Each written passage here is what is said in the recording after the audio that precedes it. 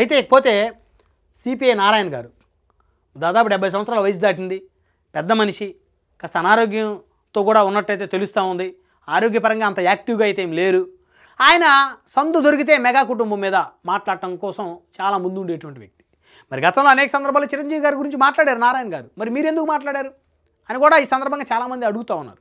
ఇకపోతే ఓ పెద్ద మనిషిగా, ఒక సిపిఐకి చెందినటువంటి కమ్యూనిస్టు పార్టీకి చెందినటువంటి ఒక నాయకుడిగా ఏదైనా ఒక అంశం, ఆ అంశానికి సంబంధించి ఒక గొడవ జరుగుతుంది, అవతల కొంతమంది వ్యక్తులు రాజకీయ లబ్ధి కోసం తెలంగాణలో సార్వత్రిక పంచాయతీ ఎన్నికలు జరిగేటువంటి నేపథ్యంలో ఇదొక కొత్త ఎపిసోడ్ని తెర మీద తీసుకొని వచ్చి రాజకీయ లబ్ధి కోసం, అంటే పవన్ కళ్యాణ్ గారు బీజేపీ కలిసి పోటీ చేయబోతున్నారు, జిహెచ్ఎంసీ ఎన్నికల్లో గ్రేటర్ హైదరాబాద్ జిహెచ్ఎంసీ ఎన్నికల్లో బీజేపీతో కలిసి పోటీ చేయబోతున్నారని ఆల్రెడీ జనసేన పార్టీ ప్రకటించింది.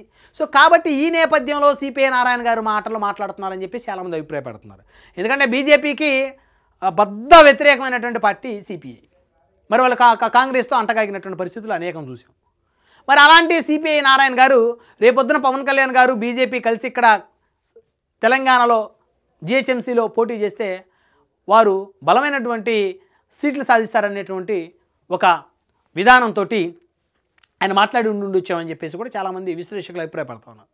అయితే చిన్న అంశం, ఆ అంశాన్ని తీసుకుని వచ్చి భూతత్వంలో పెట్టి పవన్ కళ్యాణ్ గారిని ఆంధ్రప్రదేశ్లో మంత్రివర్గం నుంచి బర్తరఫ్ చేయాలి అంటే, మీరు నారాయణ గారు ఎన్ని మాటలు మాట్లాడారు, ఇన్ని మాటలు దొల్లారు, ఇన్ని మాటలు మాట్లాడి నాలుగు ఖర్చుకున్నారు. తర్వాత మరి మిమ్మల్ని ఏం చేయాలి? అసలు రాజకీయాల నుంచి శాశ్వతంగా మిమ్మల్ని పంపించాలి కదా, రాజకీయాలు ఉండకుండా మీరు రాజకీయ సన్యాసం చేయాలి కదా అని కూడా చాలామంది మిమ్మల్ని క్వశ్చన్ చేస్తూ ఉన్నారు.